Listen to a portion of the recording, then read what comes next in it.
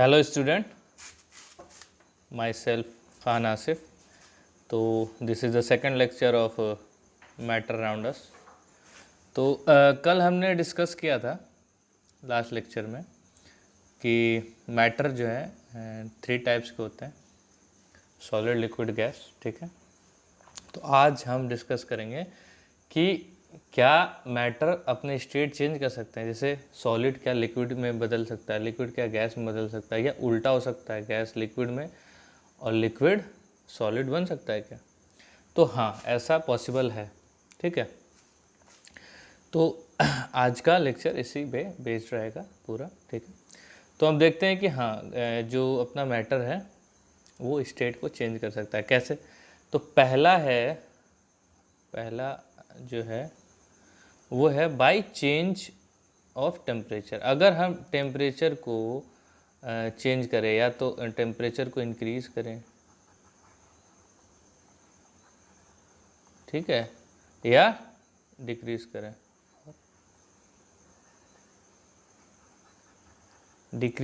या इंक्रीज करें, तो हम क्या कर सकते हैं, मैटर को चेंज कर सकते हैं। ठीक है, और दूसरा मेथड क्या होता है, बाय चेंजिंग प्रेशर। सेम जैसे कि टेम्परेचर को बढ़ाने और घटाने से स्टेट में चेंज आता है, तो वैसे ही प्रेशर भी क्या कर सकता है, तो प्रेशर का भी लिख सकते हैं, प्रेशर भी इंक्रीज या डिक्रीज करने से स्टेट चेंज कर सकता है। ठीक है, तो आइए देखते हैं कि स्टेट जो है कैसे कैसे चेंज होता है और उसको क्या क्या नाम देते हैं हम। तो सबसे पहले है सॉलिड के बारे में। सॉलिड अगर लिक्विड में चेंज हो रहा है तो उस प्रोसेस को कहते हैं मेल्टिंग। ठीक है, और ठीक उसका उल्टा हो रहा है, अगर लिक्विड जो है वो किस में बदल रहा है, सॉलिड में, तो उसको हम कहते हैं फ्रीजिंग। ठीक है, इसको हम आगे चल के डिटेल में पढ़ेंगे। पहले हम टर्मिनोलॉजी जान लें कि इसको क्या कहते हैं। ठीक है, तो अब देखते हैं कि ये लिक्विड जो है अगर गैस में कन्वर्ट होता है तो उसको कहते हैं, कहाँ गया, हाँ, अगर गैस में कन्वर्ट होता है तो उसको कहते हैं वेपोराइजेशन। ठीक है, यहाँ पे इवोपरेशन लिखा हुआ है, वेपोराइजेशन भी होता है। ठीक है, आप यहाँ पे ऐड कर सकते हैं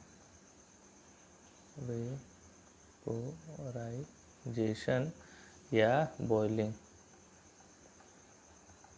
ठीक है, वेपोराइजेशन और बॉइलिंग। ठीक है, और अगर गैस जो है, सॉरी ये क्या आ गया,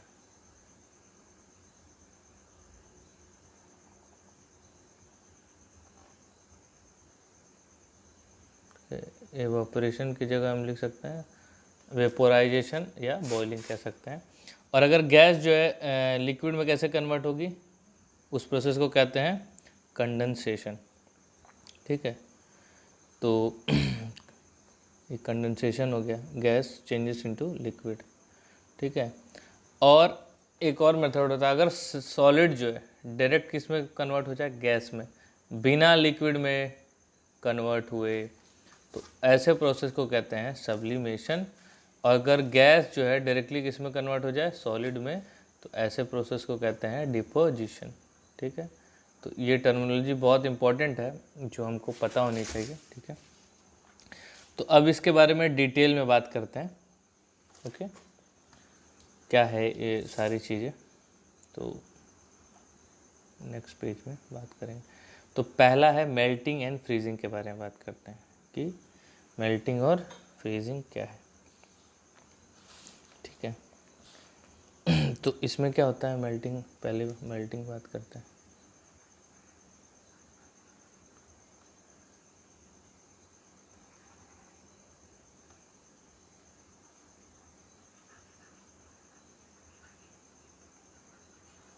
तो मेल्टिंग क्या है, जब सॉलिड जो है किस में कन्वर्ट हो जाता है, लिक्विड में। ठीक है, अब एग्जाम्पल ले लेते हैं तो और हमको ज़्यादा अच्छे से समझ में आएगा। एग्जाम्पल ले ले तो एग्जाम्पल में है आपका वो आइस, इसमें कन्वर्ट हो जाता है वाटर में। ये तो सबने देखा होगा कि बर्फ़ जो है हमारा, अगर हम उसको फ्रिज से बाहर निकाल के रख दें तो क्या बनने लग जाता है, वाटर बनने लग जाता है।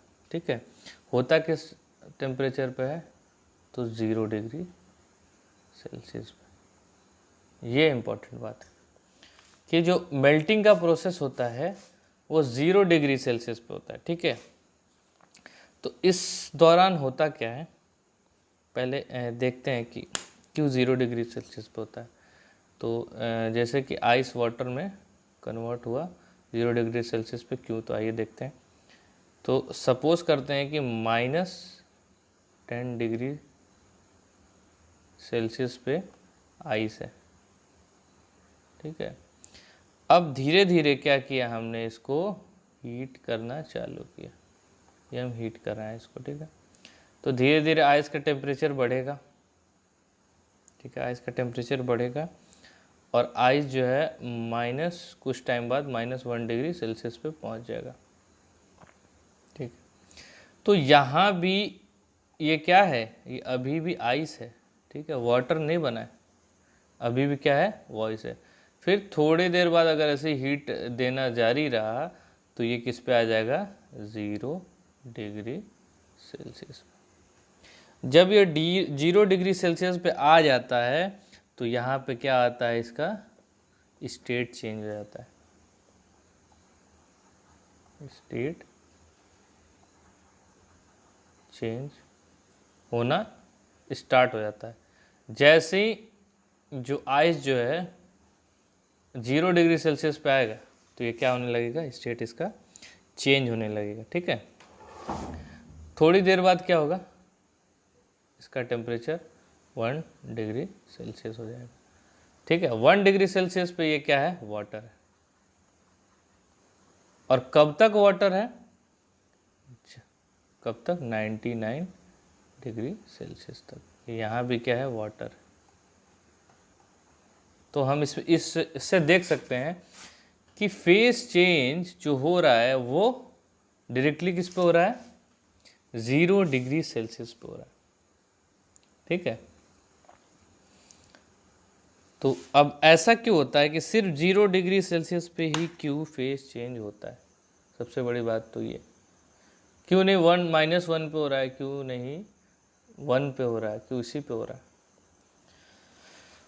तो इसका रीज़न है हमारे पास, तो आइए देखते हैं उसका क्या है। सबसे पहले बात करते हैं कि स्टेट चेंज हुआ ही क्यों।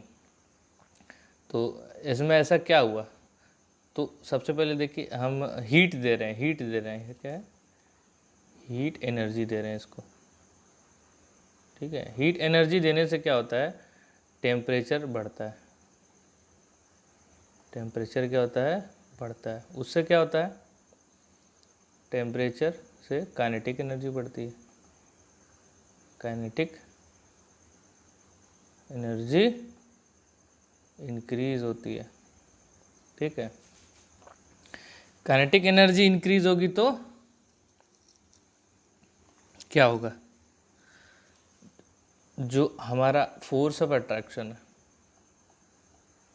फोर्स ऑफ अट्रैक्शन जो हमने प्रीवियस लेक्चर में पढ़ा था, वो क्या हो जाएगा, वीक हो जाएगा। जब ये वीक हो जाता है तो पार्टिकल, जो हमारे पार्टिकल है वो क्या हो जाते हैं, दूर दूर जाने लगते हैं। तो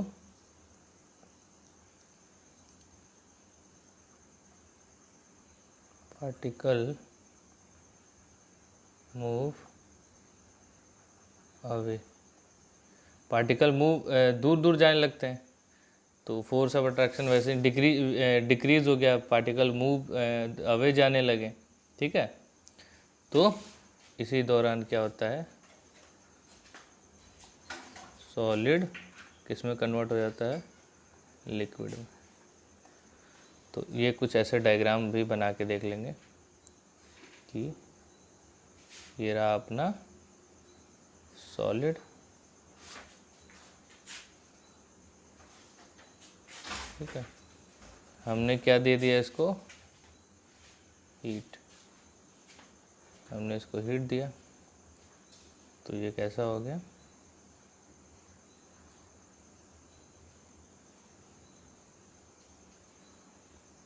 हमने इसको हीट देके क्या बढ़ा दी, काइनेटिक एनर्जी बढ़ा दी।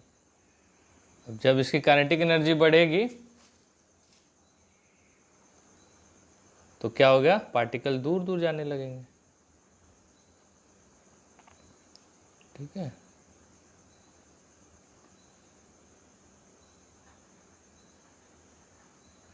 तो किस में कन्वर्ट हो जाएगा, सॉलिड लिक्विड में कन्वर्ट हो जाएगा, ठीक है।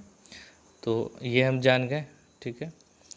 अब हमारा अगला क्वेश्चन है कि ये तो हम जान गए कि स्टेट चेंज होता है, स्टेट चेंज के दौरान क्या होता है, हीट एनर्जी बढ़ती है, टेम्परेचर बढ़ता है, उसके वजह से काइनेटिक एनर्जी बढ़ती है और फोर्स ऑफ अट्रैक्शन वीक होता है, तो पार्टिकल सॉलिड में लिक्विड में बदल जाता है। तो ऐसा क्यों नहीं -1 डिग्री पे हो जाता है, या 1 डिग्री पे क्यों नहीं होता, सिर्फ 0 पे ही क्यों हो रहा है, तो आइए ये भी जानते हैं। तो नेक्स्ट पेज में जानेंगे, ठीक है।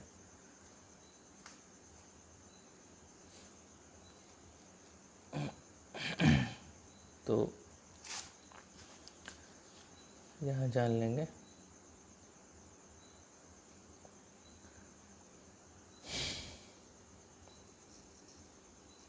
तो जैसे कि हम इससे पहले जो एग्जांपल दिया था मैंने कि -10 डिग्री सेल्सियस से लेके -1 डिग्री सेल्सियस तक क्या होता है, जो फोर्स ऑफ अट्रैक्शन होता है, फोर्स ऑफ अट्रैक्शन जो होता है उसको उसको जो फोर्स ऑफ अट्रैक्शन जो है वो जो हम हीट दे रहे होते हैं, हीट एनर्जी को काउंटर बैलेंस कर लेता है, काउंटर बैलेंस कर देता है। इसका मतलब क्या हुआ कि जब इतने हीट जो है फोर्स ऑफ अट्रैक्शन को झेल लेता है, यानी कि पार्टिकल नहीं हिलेंगे, इतनी अगर हम इसका टेम्परेचर अगर -10 से -1 डिग्री सेल्सियस कर दें तो इतना पार्टिकल जो है इतना हीट इस झेल सकता है, ठीक है। अभी इस पार्टिकल को कुछ नहीं होगा, इसमें इतनी ताकत है कि ये इधर उधर नहीं जाएगी अभी। और जैसे ही पार्टिकल जो है 0 डिग्री सेल्सियस पे आएगा, ठीक है, जैसे ही 0 डिग्री सेल्सियस पे आएगा, इसमें इतनी ताकत नहीं रहती कि ये अपने आप को शेप को मेंटेन कर पाए, अपना अट्रैक्शन फोर्स इसके काइनेटिक एनर्जी को नहीं झेल पाता है। तो क्या होता है, इसी वक्त सॉलिड किस में चेंज होने लगता है, लिक्विड। इसके पार्टिकल दूर दूर होने लग जाते हैं, क्योंकि अभी तक इसके में ताकत थी, कहाँ तक ताकत थी, -10 से -1 तक इसके अंदर ताकत थी कि अपने स्ट्रक्चर को मेंटेन रखे, दूर दूर ना भागे, झेल ले रहा था। पर इसकी भी तो एक ताकत होती होगी ना, झेलने की क्षमता होती होगी। वही झेलने की क्षमता कहाँ टूट जाती है, जब 0 डिग्री सेल्सियस पे पार्टिकल आता है, ठीक है। तो ये दूर दूर होने लगते हैं, तभी इसी वक्त क्या होता है, स्टेट का चेंज ऑफ स्टेट होता है यहाँ पर। तो कोई भी कहे कि सिर्फ 0 डिग्री पे स्टेट क्यों चेंज होता है, आप बता सकते हैं। आप ये कह सकते हैं कि उसके काइनेटिक एनर्जी को झेलने की ताकत फोर्स ऑफ अट्रैक्शन में नहीं रहती है, इसलिए, क्योंकि -10 से -1 तक तो उसको काउंटर बैलेंस करता है, कि उसको संभाल लेता है। मगर 0 डिग्री पे क्या होता है, जो काइनेटिक एनर्जी है उसको फोर्स ऑफ अट्रैक्शन झेल नहीं पाता, और उसमें उसी वक्त इस पेज का चेंज हो जाता है, ठीक है। तो ये हो गया। अब हम पढ़ते हैं लेटेंट हीट ऑफ फ्यूज़न के बारे में। क्या होता है लेटेंट हीट ऑफ फ्यूज़न, तो आइए देखते हैं। तो इसका मतलब होता है कि amount of heat required to change 1 kg of solid into liquid at atmospheric pressure and its melting point known as latent heat of fusion. तो पहले तो इसका डेफिनेशन लिखते हैं। डेफिनेशन क्या है? अमाउंट ऑफ, इसको सॉरी इसके लिए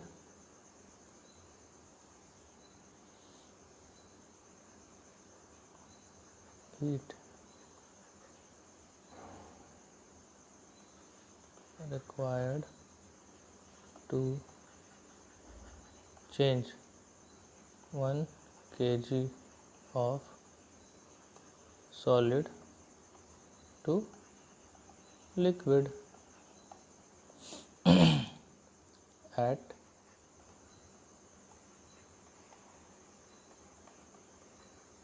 atmospheric pressure and its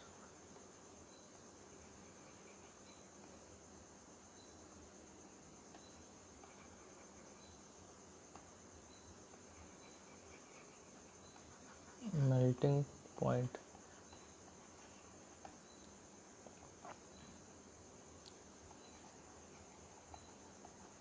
Known as latent heat of fusion. ठीक है, तो इसका मतलब क्या हुआ, जब 1 किलो सॉलिड को लिक्विड में कन्वर्ट करने के लिए जितनी हीट चाहिए होती है, और उसकी कंडीशन क्या है, एटमॉस्फेरिक प्रेशर, 1 एटमॉस्फेरिक प्रेशर, जो हमारे एटमॉस्फेयर में एयर होती है, नाइट्रोजन, ऑक्सीजन, ठीक है, कार्बन डाइऑक्साइड, ये क्या लगाती है, प्रेशर लगाती है। ठीक है, तो वो कितना प्रेशर होता है, 1 atm होता है। तो जब सॉलिड जो है 1 किलो सॉलिड को लिक्विड में कन्वर्ट करने के लिए जितनी अमाउंट ऑफ हीट चाहिए, कंडीशन क्या क्या होना चाहिए, 1 एटमॉस्फेरिक प्रेशर होना चाहिए, और उसके मेल्टिंग पॉइंट पे, जो भी उस सॉलिड का मेल्टिंग पॉइंट, जैसे आइस को अगर हम कन्वर्ट कर रहे हैं किस में, वाटर में, तो कितने डिग्री पे होता है, 0 डिग्री। तो आइस का, वाटर का क्या हो गया, मेल्टिंग पॉइंट 0 डिग्री सेल्सियस। वैसे ही अलग अलग सॉलिड है, उनके अलग अलग टेम्परेचर पे मेल्ट होते हैं। तो कोई भी सॉलिड हो, अगर उसको 1 kg सॉलिड को लिक्विड में कन्वर्ट करना है, तो हमको 1 एटमॉस्फेरिक प्रेशर होना चाहिए, और उसके मेल्टिंग पॉइंट पे, तो उसको हम क्या कहते हैं, लेटेंट हीट ऑफ फ्यूज़न। ठीक है, तो ये क्या है, एक हिडन एनर्जी है। क्या है, एक हिडन एनर्जी कहलाती है, हिडन एनर्जी होती है, एक तरह की एनर्जी होती है हिडन एनर्जी, ये अंदर सॉलिड के प्रॉपर्टी होती है। ठीक है, अब क्वेश्चन ये है कि, ठीक है, इसको ऊपर वाली चीज़ को मिटा देते हैं।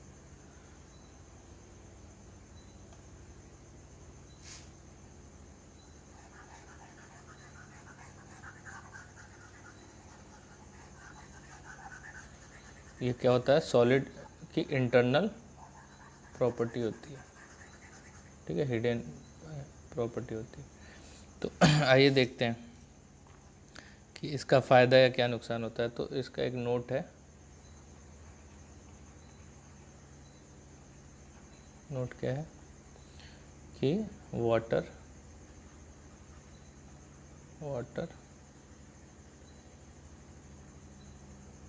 at 0 degree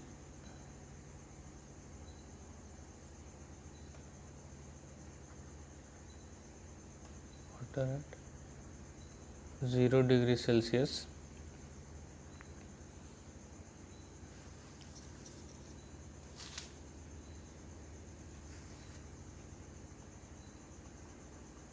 produce more heat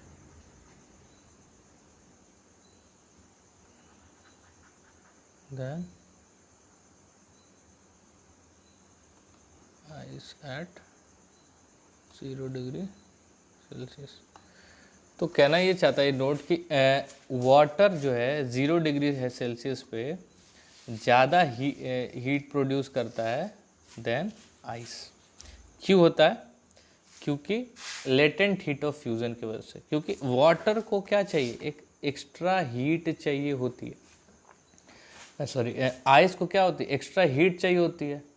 तो वो आइस क्या करता है, उसको एब्जॉर्ब करता है, ठीक है। मगर जब वो वाटर बन जाता है तो हीट निकलने लग जाती है, ठीक है।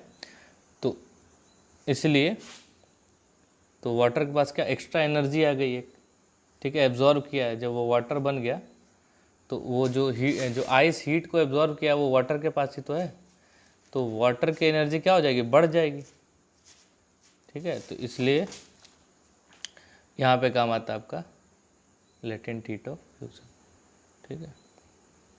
तो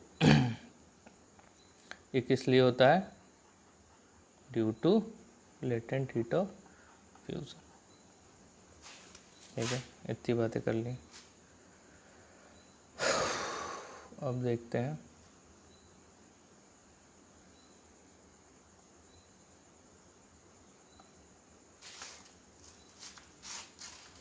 इसमें फ्रीजिंग बताना पड़ेगा, इसको बिठा देते हैं।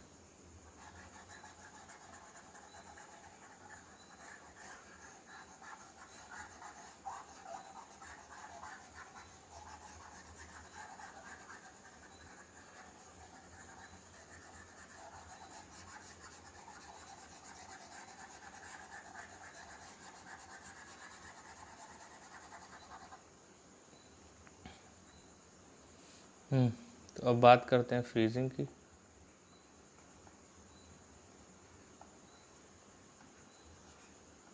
फ्रीजिंग, तो फ्रीजिंग की बात करें तो इसमें क्या है, फ्रीजिंग में है कि अगर लिक्विड जो है वो किस में कन्वर्ट हो जाए, सॉलिड में। यानी कि हम आइस रखते हैं, सॉरी लिक्विड रखते हैं आइस ट्रे में और किस में बदल जाता है वो, सॉलिड में, ठीक है। ये किस पे अगर हम एग्जांपल ले लें, किसका, वाटर कन्वर्टिंग इनटू आइस, किस पे होता है, 0 डिग्री सेल्सियस पे, कितने, 1 एटमॉस्फेरिक प्रेशर पे, जो हमारी गैसेस एटमॉस्फेरिक गैसेस लगाती हैं, ठीक है। तो इसको कहते हैं फ्रीजिंग, ठीक है। तो जस्ट इसका रिवर्स प्रोसेस होता है। तो आइए देखते हैं इसका रीज़न क्या है फ्रीजिंग होने का। तो इसमें क्या होता है कि हीट इसमें उसमें तो क्या कर रहे थे हम, हीट एनर्जी दे रहे थे, इसमें से क्या हीट निकाल ली जाती है। जो वाटर के पास हीट होती है ना वो बाहर चली जाती है, ठीक है। जब हीट बाहर चली जाएगी तो क्या होगा, काइनेटिक एनर्जी कम हो जाएगा। जब काइनेटिक एनर्जी कम होगा तो क्या होगा, फोर्स ऑफ अट्रैक्शन बढ़ेगा। जब फोर्स ऑफ अट्रैक्शन बढ़ता है तो फिर क्या होता है, फोर्स ऑफ अट्रैक्शन जब बढ़ता है तो पार्टिकल करीब आते हैं और क्या होती है, उनमें बॉन्डिंग अच्छी हो जाती है, मजबूत हो जाते हैं। पहले दूर दूर रहते हैं, करीब करीब आते हैं, तो उसमें क्या हो जाता है, फेज़ वापस से चेंज हो जाता है। एक लिक्विड फेज़ किस में कन्वर्ट हो जाता है, सॉलिड में। तो आइए उसको लिख लेते हैं। तो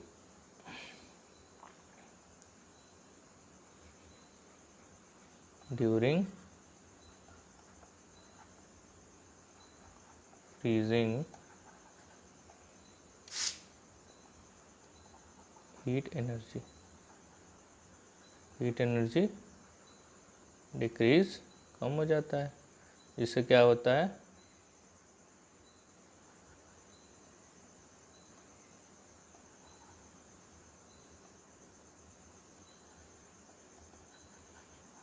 काइनेटिक एनर्जी क्या हो जाती है, ये भी डिक्रीज हो जाती है। और क्या इंक्रीज होता है, फोर्स ऑफ अट्रैक्शन क्या हो जाता है, इंक्रीज हो जाता है, जिससे इंटर मॉलिक्यूलर स्पेस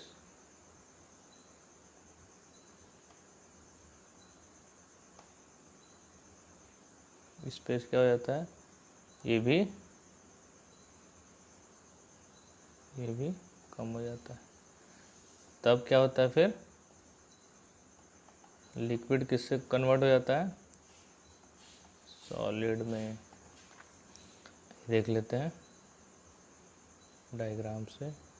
डायग्राम बहुत इम्पोर्टेंट है, ये हमको ज़्यादा अंडरस्टैंडिंग करने में हेल्प करता है। ठीक है, ये है आपका लिक्विड, इसमें बदल जा रहा है सॉलिड में।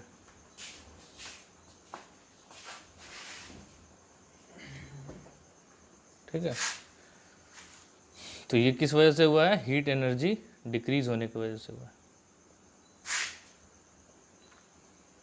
तो फ्रीजिंग भी समझ गए आप लोग। अब हम अपने नेक्स्ट पॉइंट पे बढ़ते हैं,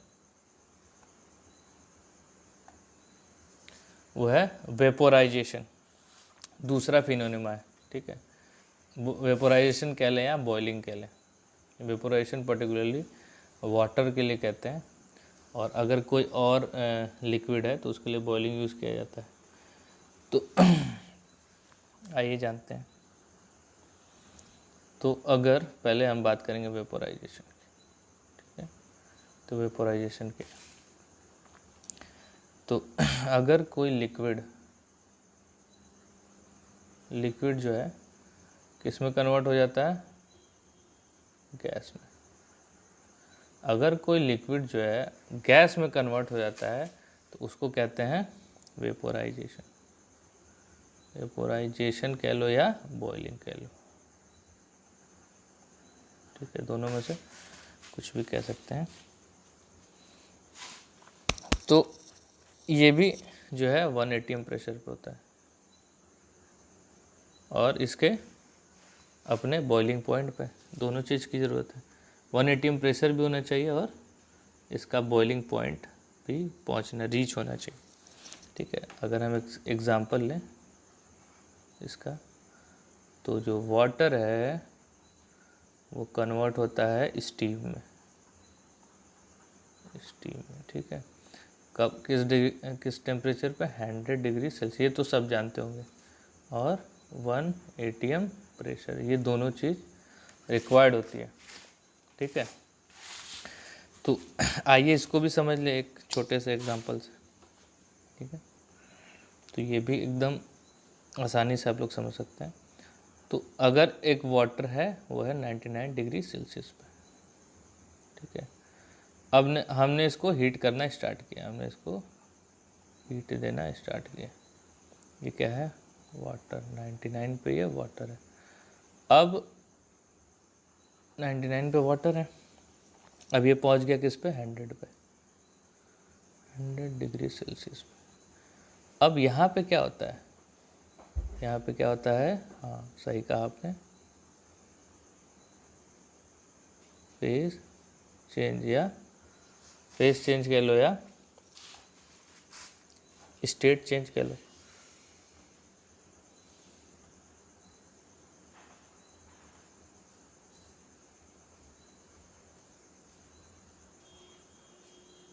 फेज चेंज होता है यहाँ पे। ठीक है, और ऐसे ही टेम्परेचर बढ़ता रहा तो ये एक 101 डिग्री सेल्सियस पे क्या बन जाएगा, स्टीम। ठीक है,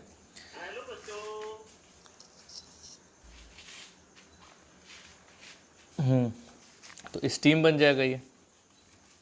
ठीक है, तो यहाँ पे भी क्या हो रहा है, यहाँ पे सेम फेज चेंज के दौरान क्या होता है, या स्टेट चेंज के दौरान यहाँ पे, तो हम कह सकते हैं कि हम हीट एनर्जी जी बढ़ाते हैं तो क्या बढ़ता है, हाँ, काइनेटिक एनर्जी, जिससे क्या होता है, force of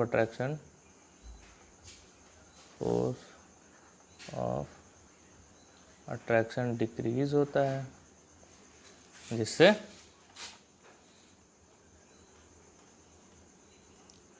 inter molecular space increase होता है तो वाटर किस में कन्वर्ट हो जाता है, या लिक्विड किस में कन्वर्ट हो जाता है, स्टीम में। ठीक है, ये पहले जैसी बात हो गई एकदम से। और पहले जैसी बात हो गई, तो ये भी हम जान गए। तो एक चलिए डायग्राम भी बना लेते हैं।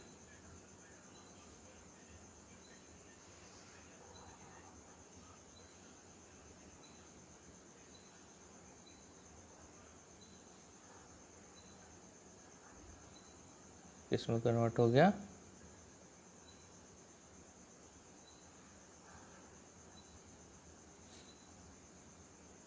स्टीम में। ठीक है, देखिए पार्टिकल कितने दूर दूर हो गए, दूर दूर होते हैं तो क्या, फोर्स ऑफ अट्रैक्शन डिक्रीज हो जाता है, स्पेस इंक्रीज हो गया। देखिए स्पेस जो है बढ़ गया, कितना सारा स्पेस।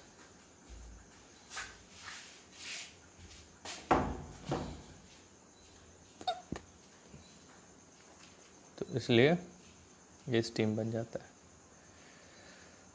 ठीक है, अब बात करते हैं कंडेंसेशन की। तो इसी पेज में बात करेंगे, इसको थोड़ा रफ कर देते हैं। इतना समझ में आ गया।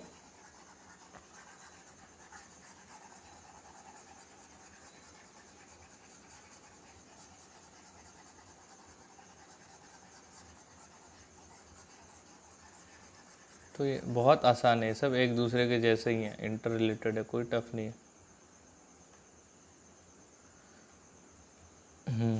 एक बात और हम जान लेते हैं कि जो इसको बॉइलिंग जो होता है, एक पॉइंट लिख लेते हैं।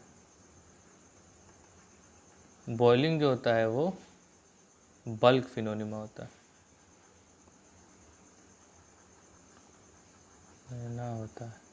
इसका मतलब क्या हुआ कि जब हम किसी भी लिक्विड को, ये लिक्विड है, ठीक है, ये पॉइंट, एक लिक्विड अगर इसको हम हीट कर रहे हैं, ठीक है, तो इसके पार्टिकल जो हैं बीच में से, लिक्विड के बीच में से उठ के स्टीम बनते हैं। ठीक है, ऊपर से नीचे से हर जगह से इसके पार्टिकल जो है काइनेटिक एनर्जी मिलती है, तो क्या बन जाते हैं, ये स्टीम बन जाते हैं।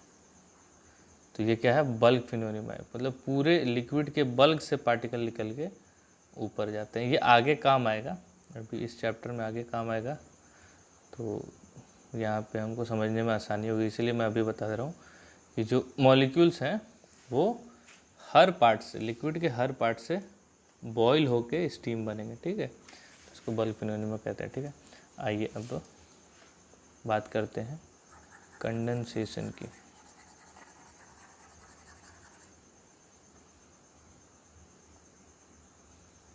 कंडेंसेशन क्या है भाई, कंडेंसेशन तो ये भी हमने अपने घर पे देखा है। कंडेंसेशन जब हमारे यहाँ चावल वगैरह पकता है, ठीक है, तो क्या होता है, जो भगोना होता है उसके ढक्कन पे स्टीम वो लिक्विड आ जाता है। ठीक है, जब चावल जैसे हम पका रहे होते हैं तो उस वक्त भाप निकल रहा होता है, भाप कहाँ जाता है, ऊपर ढक्कन पे जाके चिपक जाता है। फिर थोड़ी देर बाद क्या होता है, जब वो ठंडा होने लगता है खाना, तो उसमें से क्या लिक्विड निकलता है, तो इसी को कहते हैं कंडेंसेशन। तो इसका मतलब क्या हुआ कि अगर स्टीम या गैस किसमें कन्वर्ट हो जाए वापस से, लिक्विड में, ठीक है, ठीक है, वो और ये भी किस पे होता है, 100 डिग्री सेल्सियस, 1 atm प्रेशर। अब इस वक्त क्या हो रहा होता है, इस वक्त टेम्परेचर डिक्रीज़ हो रहा होगा, तो यहाँ भी सेम बात लिख सकते हैं कि हीट एनर्जी क्या होती है, डिक्रीज़, जिसकी वजह से काइनेटिक एनर्जी, इसको के ही लिख देते हैं, वो भी डिक्रीज होती है। फोर्स ऑफ अट्रैक्शन, वो थोड़ा सा बढ़ जाता है, ऐसा नहीं कि बहुत ज़्यादा बढ़ जाएगा तो वो सॉलिड बन जाएगा, थोड़ा सा बढ़ता है। इसकी वजह से क्या होता है, स्पेस भी थोड़ा सा कम होता है, और यहाँ पे आपका जो गैस है वो बदल जाता है किसमें, लिक्विड में। ठीक है, बहुत आसान है, सब एक जैसे रिलेटेड है, कोई ज़्यादा सोचने वाली बात ही नहीं। तो इस प्रोसेस को हम कहते हैं कंडेंसेशन। ठीक है, ये भी समझ गए हम, कंडेंसेशन भी। तो अब हम पढ़ते हैं अपने अगले पार्ट में, सब्लिमेशन एंड डिपोजिशन। ठीक है, ये क्या है, ये तीसरा है अपना, सब्लिमेशन एंड डिपोजिशन। तो सब्लिमेशन सबसे पहले देखते हैं, सब्लिमेशन। तो सब्लिमेशन में क्या है भाई, तो इसमें क्या होता है कि जो सॉलिड होता है वो डायरेक्टली किस में कन्वर्ट होता है, गैस में। बीच में बिल्कुल नहीं। जैसे नॉर्मली क्या होता है, नॉर्मली अगर हम सॉलिड से स्टार्ट करें तो पहले सॉलिड क्या बनेगा, लिक्विड, फिर क्या बनेगा, गैस। पर यहाँ ऐसा नहीं होता, सब्लिमेशन में सॉलिड डायरेक्टली किस में कन्वर्ट होता है, गैस में, विदाउट कन्वर्टिंग इनटू लिक्विड। इस ऐसे प्रोसेस को क्या कहते हैं, सब्लिमेशन। ठीक है, तो हम लिख सकते हैं solid directly converted into solid directly converted into gas without converting into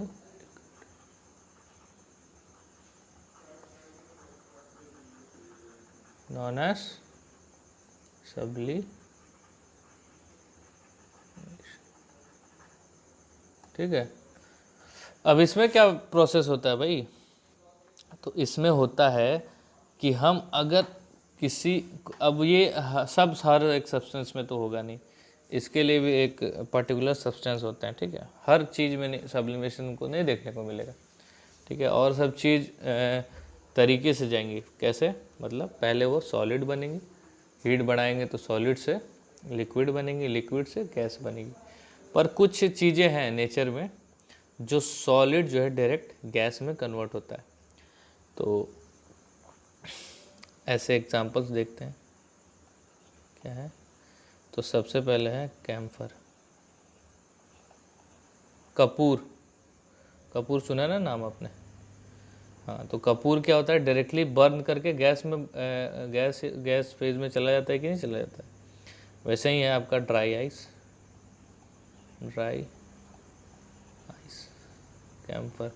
camphor solid होता है, इसको अगर जलाएंगे तो डायरेक्ट इसमें कन्वर्ट होता है गैस में। ड्राई आइस हमने पुराने पिक्चरों में काफ़ी यूज़ होता था। ठीक है, उससे थोड़ा सीन बनाते थे, धुआं हो जाता था स्टेज पे, ऐसे धुआं करने के लिए होता था। इसमें क्या होता है, ड्राई आइस क्या होता है, सॉलिड होता है। वो जैसे ही हम उसको जैसे ही रखते हैं उसमें खूब सारा भाप निकलता है। अब इसको सर्च कर सकते हैं, ठीक है, गूगल कर सकते हैं इसको, ड्राई आइस देखना है तो किसका एग्जांपल, ये सब्लिमेशन का, जब सॉलिड डायरेक्ट गैस में कन्वर्ट होता है। तो ये दो एग्जांपल हैं। इसमें भी क्या होता है, हीट एनर्जी इतनी ज़्यादा बढ़ जाती है कि ये बीच फेज़ को स्किप कर देता है और डायरेक्ट किस में चला जाता है, गैस फेज़ में। अब इसी का दूसरा पार्ट है, मतलब इसी का रिवर्स प्रोसेस है, उसको कहते हैं डिपोजिशन। रिवर्स प्रोसेस क्या है, डिपोजिशन।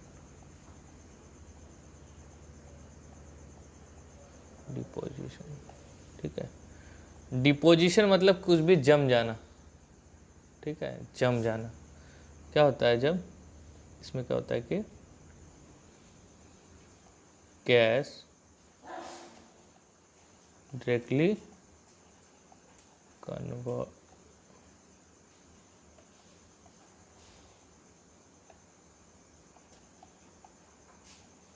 Converted into solid. ठीक, उसका रिवर्स प्रोसेस है। ठीक है, तो इसका एग्जांपल क्या कह सकते हैं हम? शूट, काजल, काजल लगाते हैं ना बचपन में, हमको लगता था, वो कैसे बनता है? तो इसी प्रोसेस से बनता है, डिपोजिशन से। डिपोजिशन मतलब कुछ भी जम जाना, तो वो डायरेक्टली गैस जो है जम के क्या बन जाती है? सॉलिड बन जाती है, काजल बन जाती है। ठीक है, तो ये तो हम फेस चेंज सारी पढ़ लिए, इतना ही है फेस चेंज। अब हम अगला फिनोनिमा पढ़ते हैं। जब फेस चेंज हम पढ़ रहे थे तो उसमें हमने बताया था कि अगर जो है लिक्विड अगर गैस फेज में जाता है तो उस देख सकते हैं, एक मिनट देखिए, लिक्विड जो है गैस फेज में जा रहा था तो इवापोरेशन लिखा हुआ था। ठीक है, इवापोरेशन। और हमने बताया था कि वेपोराइजेशन और बॉइलिंग भी कहते हैं। तो मेन फिनोनिमा तो वेपोराइजेशन बॉइलिंग ही होती है, पर एक और फिनोनिमा होती है, उसको कहते हैं इवापोरेशन। तो आइए देखते हैं इवापोरेशन क्या है। ठीक है, तो इवापोरेशन क्या है? जब जैसे बॉइलिंग कब होता है? बॉइलिंग को एकदम एग्जैक्ट उसके टेम्परेचर चाहिए बॉईल होने के लिए, जैसे हम बताए थे ना। ठीक है, मगर इवापोरेशन में ऐसा नहीं होता है। इवापोरेशन में ऐसा नहीं होता है। इवापोरेशन के लिए कोई फिक्स टेम्परेचर नहीं है, कोई बॉइलिंग पॉइंट नहीं है। तो इसमें भी क्या होता है? लिक्विड जो है स्टीम में बदलता है, पर not at its boiling point. Boiling point क्या है? 100 डिग्री सेल्सियस। तो इसको 100 डिग्री सेल्सियस पे पहुंचने की ज़रूरत नहीं है, ये उससे पहले ही रूम टेम्परेचर पे ही क्या बन सकता है? भाप बन सकता है। एक वाटर किस में बदल सकता है? भाप बन सकता है, रूम टेम्परेचर। तो ऐसा क्यों होता है, आइए हम देखेंगे। तो सबसे पहले जानते हैं कि इवेपोरेशन क्या है। तो जब evaporation change of liquid into paper below its boiling point। ठीक है, at any temperature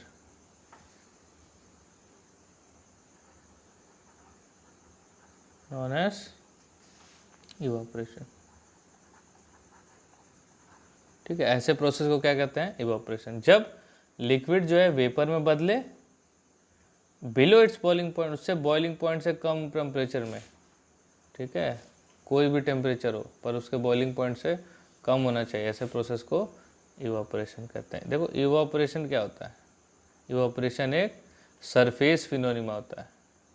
evaporation is a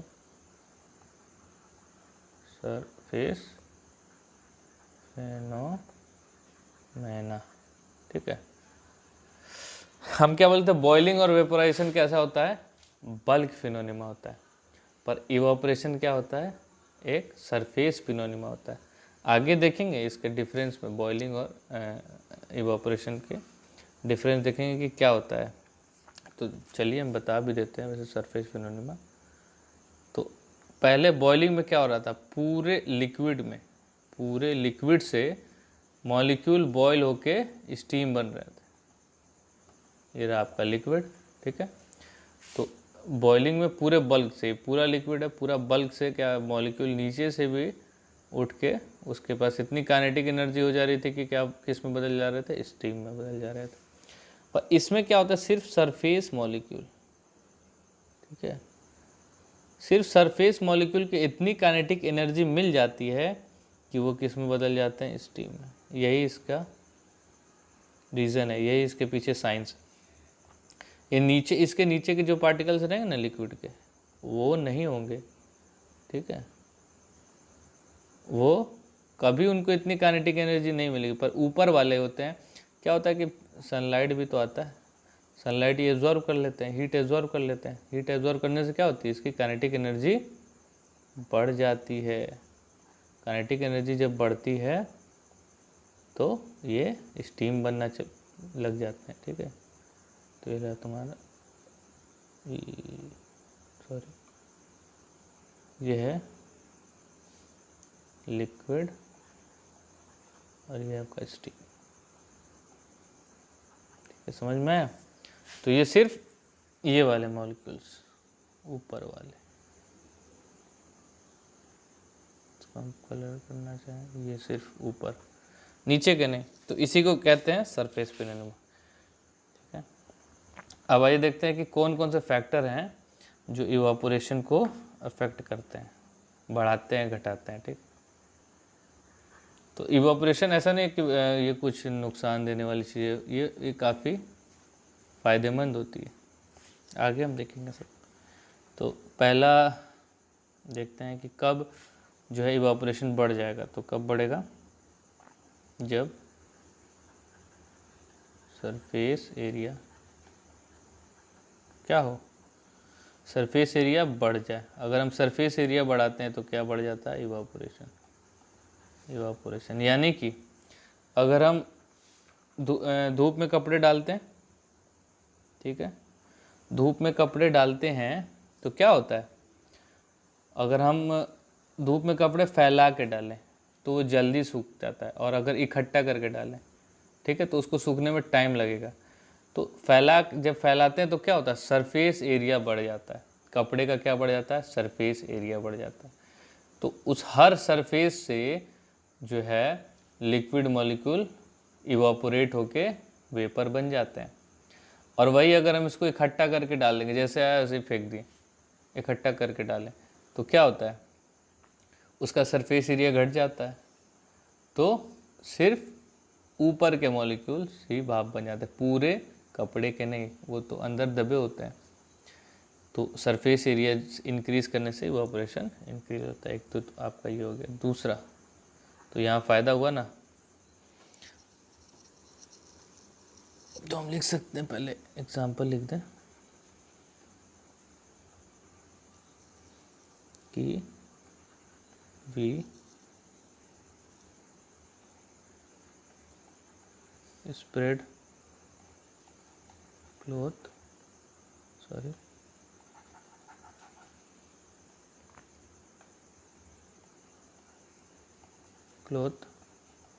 for drying, सूखने के लिए हम क्लोथ जो है अपने स्प्रेड करके डालते हैं, ठीक है। अब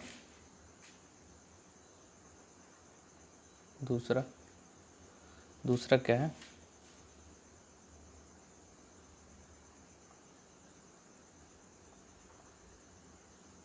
इंक्रीजिंग द टेम्परेचर।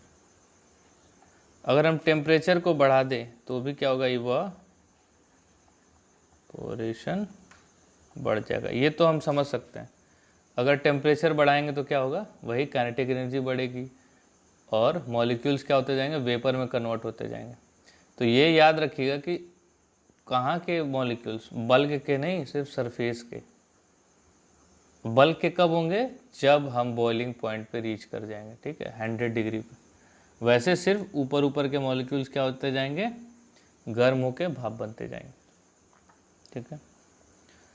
हाँ, तो ये हो गया आपका दूसरा पॉइंट। इसी पेज में इसको थोड़ा रफ कर लेते हैं, ठीक है। आप लोग पॉज करके देख लीजिएगा इसको।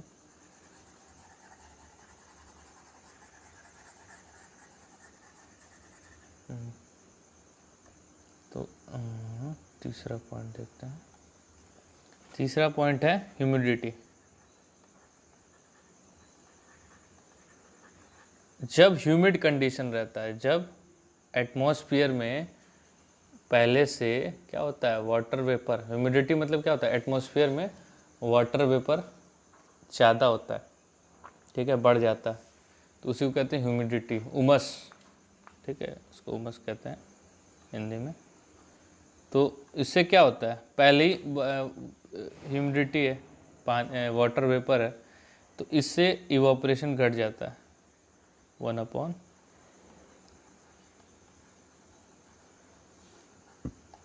क्योंकि एटमॉस्फेयर में क्या है, पहले से पानी है, तो पानी और भाप नहीं बनेगा, ठीक है, जो भी लिक्विड है वो भाप नहीं बनेगा।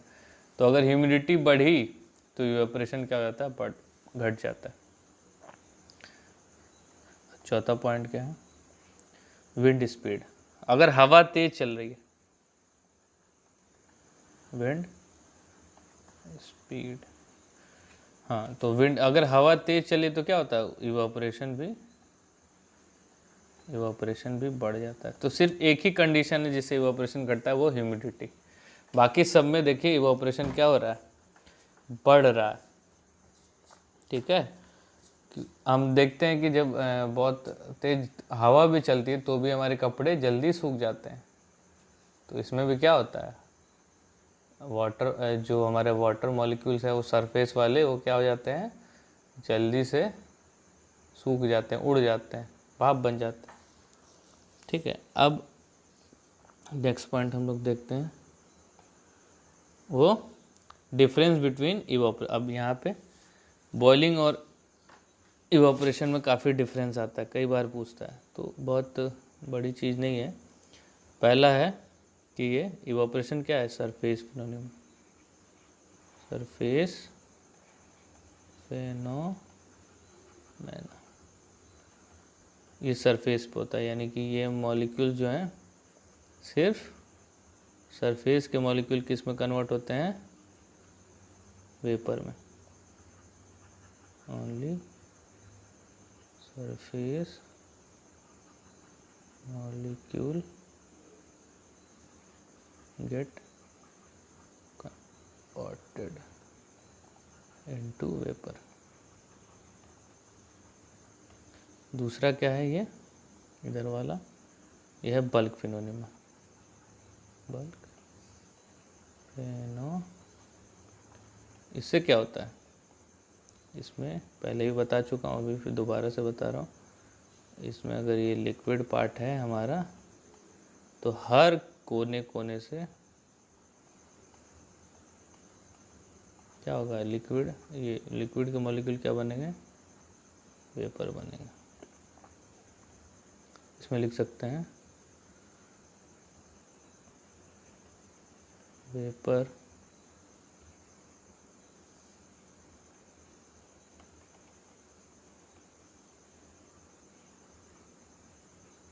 formed from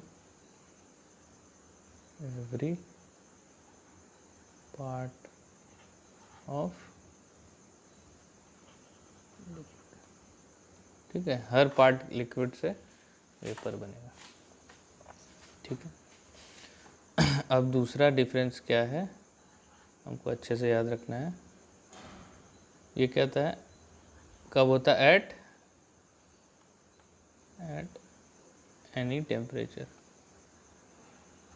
ठीक है, at any temperature but below boiling point. बस उसके बॉइलिंग पॉइंट से टेम्परेचर क्या होना चाहिए, कम होना चाहिए, ठीक है।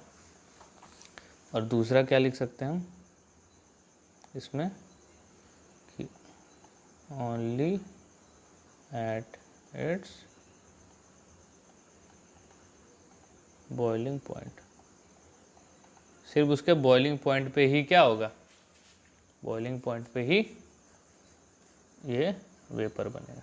तो ये हो गया आपका दोनों में डिफरेंस। अब आखिरी टॉपिक इस चैप्टर का तो है हाउ इवापोरेशन कॉज कूलिंग, ठीक है। तो ये सिंपल सा है बहुत। इवापोरेशन क्या करता है? इवापोरेशन जो सरफेस के वाटर मॉलिक्यूल्स होते हैं वो क्या करते हैं, जो अपने हमारे इन्वायरमेंट है तो इन्वायरमेंट से क्या करते हैं, हीट को एब्जॉर्ब कर लेते हैं। ठीक है, जब इन्वायरमेंट से हीट एब्जॉर्ब कर लेंगे, वो खुद हीट ले लेंगे, तो हमारा इन्वायरमेंट कैसा होता है, कैसा हो जाएगा, कूल हो जाएगा। बहुत सिंपल सा रीज़न। तो हम इसको लिख सकते हैं कि ड्यूरिंग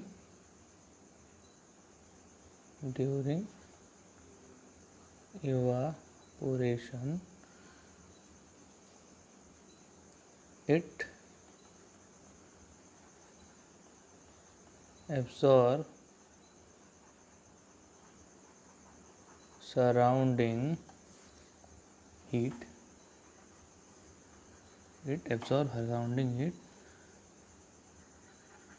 thus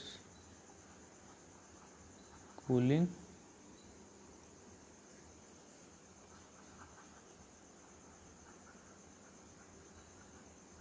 surrounding